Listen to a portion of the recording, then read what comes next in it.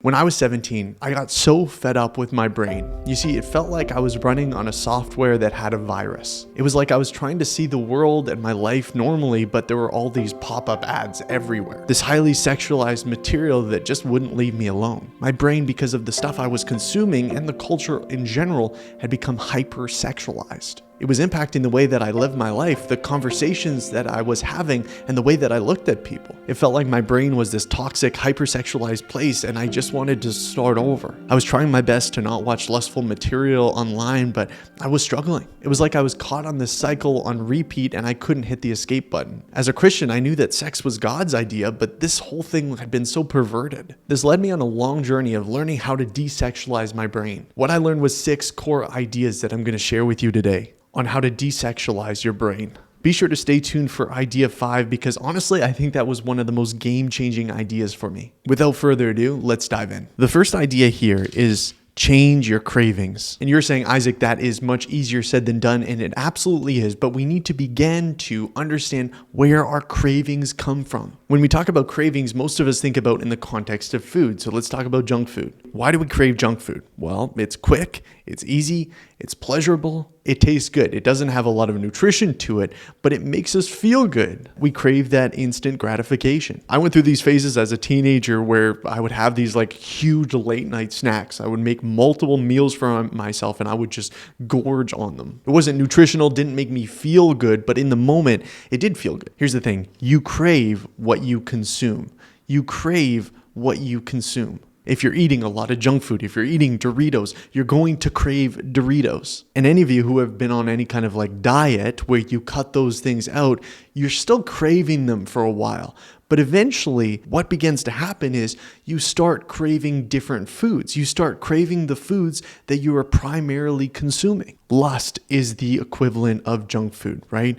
It's quick, it's easy, it's pleasurable. It doesn't take a lot of work at all. You will crave what you consume. So if you're feasting on lust continually, it's obvious that you're going to crave that. You're going to crave those kinds of videos. But we justify it. We say, you know what? It's just a small amount. It's not that big a deal. Maybe you're not watching pornography. You've cut that out. So it's just Instagram videos or YouTube videos or Twitter videos. Or maybe it's novels. You're reading pornographic material. It's not that bad. It's just a small amount. Or what about just pictures, lingering stares at the grocery store? It's just a small amount. It's no big deal. Guys, what we need to do is we need to detox our cravings. And you can only do that when you get serious about what you are feeding on, what you're consuming. Would you drink up a glass of water with a teaspoon of toilet water in it? No, unless you're like a teenager trying to impress a girl, you wouldn't. Because that's gross, that's nasty. You don't know what's in that toilet water. So then why are you consuming content that you know has some toilet water in it? You know is not good for your soul. You know is stirring up things in you sexually that you don't want to stir up. This is what Philippians 4:8 says. Whatever is true, whatever is honorable, whatever is just, whatever is lovely, whatever is commendable, if there is any excellence, if there is anything worthy of praise, think about these things. Do you want to crave the things of God? Well, consume the things of God. Dwell on the things of God. Dwell on whatever is true, honorable, just, lovely, commendable, excellence, worthy of praise. This is how we change the craving, to stop making excuses for our late night binging, but to discipline ourselves to consume something else, and our cravings will follow. Okay, on to the next.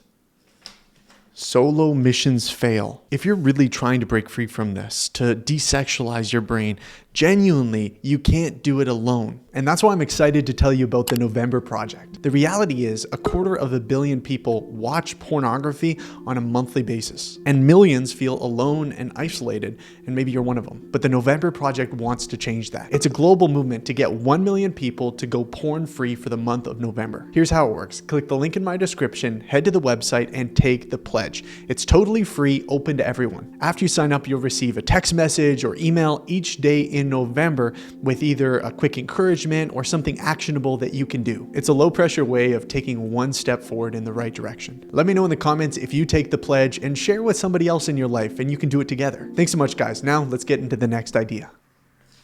Change your comforts. We all experience negative emotions, anxiety, sadness, fear, stress, rejection, shame. They can all be present in our life at one point or another. Life is difficult, and sometimes it feels like all these emotions are crushing us. But here's what some people find out at a young age, is that lust makes me feel better. I'm experiencing these feelings, sadness, anxiety, fear, rejection, shame, hopelessness. All of these feelings weigh me down, but lust, it gives me an escape. Lust makes me feel better. Lust comforts me in some way. But anybody who's experienced this knows that this feeling better only lasts for a moment. It's not a permanent feeling better because we have to keep going back to the source, to lust, in order to continue to find that pleasurable escape. Here's what it looks like. We have bad feelings and we need comfort and escape, and we look to lust for instant relief.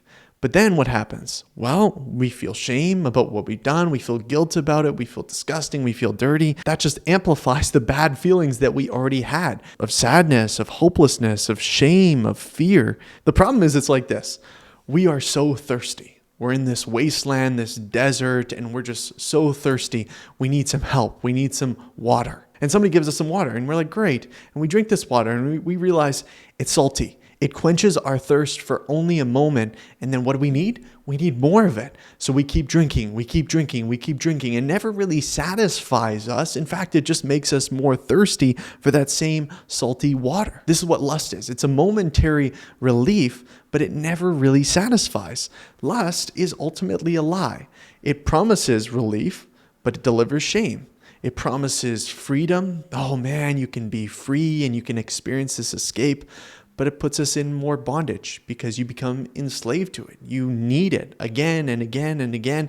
It's taking up your mind, your thoughts. You can't focus. You can't concentrate because you're thinking about getting home and watching that again. It gives you this artificial sense of control, but really it just delivers you helplessness because it's controlling you. It provides momentary satisfaction, but then ultimately guilt. So how do we deal with this? Ultimately, it comes down to where we're finding our comfort, where we're finding our relief, because we can't help but experience those negative emotions from time to time. Anxiety, sadness, stress, shame, rejection, fear. All those things are part of the human experience, part of the Christian experience. But the question is, where do you go when you experience those things? This is what Psalm 46 says. God is our refuge and strength, a very present help in trouble. Is that true for you? Is God your refuge and strength? Do you turn to him when you're feeling stressed or anxious, or is he just kind of an afterthought? Guys, he is a good father and he cares for you. And honestly, I think it breaks his heart when you look to other things, when you look to lust, when you look to pornography for comfort, for relief, for satisfaction, when Christ is there and he's like, man, you can find that all in me. And I'm not going to give you salty water. I'm going to give you water that actually satisfies you. That's what he said to the woman at the well who he confronted about having multiple husbands. This was her vice. This was the lifestyle that she was caught up in. She thought it was going to satisfy her, but it didn't. And he offered her living water. And he offers that same to us today. The question is, will we take that step out in faith and turn from our old coping mechanisms to cling to Christ, to trust that he actually is a refuge, to trust that he actually is strong and he will provide comfort? Okay, number 4. Don't just battle. We hear a lot of war language when it comes to lust. We need to battle lust. We need to fight lust. We need to beat lust. It's all, it's violence. It's attacking. And I use a lot of this language, and I don't think it's necessarily a bad thing. There is an internal battle going on between the flesh and the spirit, a spiritual battle that's going on. But I don't want us to just stop at battling. Here's what 2 Timothy says. So flee youthful passions and pursue righteousness, faith, love, peace, and along with those who call on the Lord with a pure heart. So flee youthful passions. Flee them. Don't stay in the same room. Run. Don't entertain this stuff. I think of Samson and Delilah. Samson kept Delilah around. Why? It's not that he didn't know what she was doing. She wanted his power. He had this long hair. He had this covenant, this commitment with God that gave him this special power. And Delilah, she wanted to know the source of it. And so she would ask again and again and again, and Samson was playing with her. And he'd invite her back a day after day after day, even after he knew what she was after. Why did he keep her around? Because he liked the way that she made him feel. He liked having that attention. He liked the way that she looked. Maybe he thought he was strong. He wasn't. He ultimately fell and was captured. Don't trust yourself to be strong enough to beat it, but get out of the room. For the lips of the forbidden woman drip like honey, and her speech is smoother than oil. But in the end, she is as bitter as wormwood, sharp as a two-edged sword. Hone in on that for a second. Her lips of the forbidden woman drip like honey. It's sweet. It's enticing. Look, if you're being tempted, if you're being triggered, then get out of the room. Get out of that space. Go outside. Leave what you're doing. Don't stick around. That's the wise thing to do. Because how are you going to detox your brain from something that you continue to invite into your house? On to the next one. This is one of the most powerful ones to me. Shame is a recipe for repetition. When I was caught up in lust, shame felt like it was always there. It felt like I was always feeling ashamed of who I was and what I was doing. And it would just be this perpetual cycle. I'd experience a temptation and then I would fall into it. I would sin. And I would experience escape and relief for a moment, but then right after that, I would experience shame and guilt. That shame and guilt led me to self-hate. Man, I'm so terrible. I'm so disgusting. And then when a temptation arose, again, with those same feelings of self-hatred, it was easy to fall back into the same sin again. Now, honestly, what I thought was I was supposed to live in shame. After all, this is what I was doing. It was so disgusting. It was so wrong. So I should live in shame and I should keep punishing myself. But the thing is, it's never enough. You can't punish yourself enough to make up for what you've done wrong, so you just end up living in that. And when you hold so tightly onto this identity of shame that you're gross, that you're perverted, that you're this lustful person, then what tends to happen is we act in accordance with that identity. We act according to your identity. What does that mean? Well, if you already see yourself, if you're already understanding yourself to be a lustful person, a person that can't control themselves, a gross person, a perverted person, a person who needs this, then that identity, when you're confronted with temptation, is going to lead you into more sin. But there's two pieces to this, because Jesus died to free us from shame. That he bore the weight of our shame on himself. All the things that we've ever done were on him on the cross. He took the punishment for our sin. He bore that shame on himself. And he gave us a new identity in him. We're made into a new creation. So we don't need to hold ourselves to this idea that, oh man, I'm just this sinner, I'm just this gross person or whatever else. No, if I am in Christ, I'm a new creation, I'm a saint. That's not who I am. And what happens when I cling on to that new identity? When I'm confronted by temptation, when I'm confronted by these urges, I'm not going to just play into them, because my identity, if I'm having this new identity, I'm going to act in accordance with that identity, and it's going to say, you know what? I'm not this person anymore. I don't need to go to this stuff for coping anymore. I don't need to turn to this stuff for escape anymore. That doesn't mean we don't fail, but it means that we're looking to live more consistently with this new identity that empowers us to walk in God's Spirit and not in the shame cycle that keeps us in bondage. Okay, the last one here. Take dominion. Let's go back to Genesis for a second, because men were created for dominion. We were created for dominion over the world, over animals, over all creation, to image Christ as we rule and take dominion over what he's created. Now, over the course of recent history, a lot of men have been taken out of the world. We've been put in front of phones and computers. We have no connection with the physical world. We've been pacified. We've been numbed out. We've been told to not take risks, to play it safe.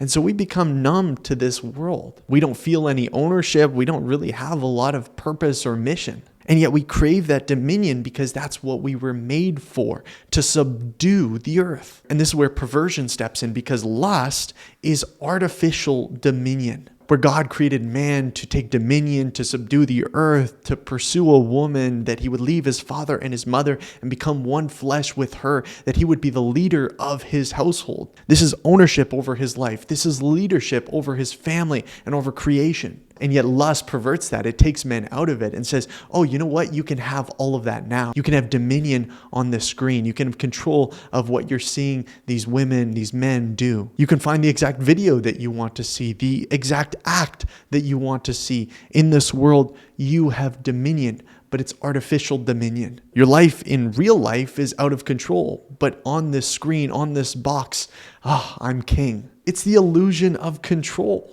They give you this illusion because they want your attention. They want your money. They want your ad revenue. They want your OnlyFans subscription. But what if we stop settling for artificial dominion and we actually take ownership of our life? That we own our life, that we stop running from it, that we take dominion over the simple things. I mean, think about somebody like Jordan Peterson. He was all about making your bed. Why did that hit so hard?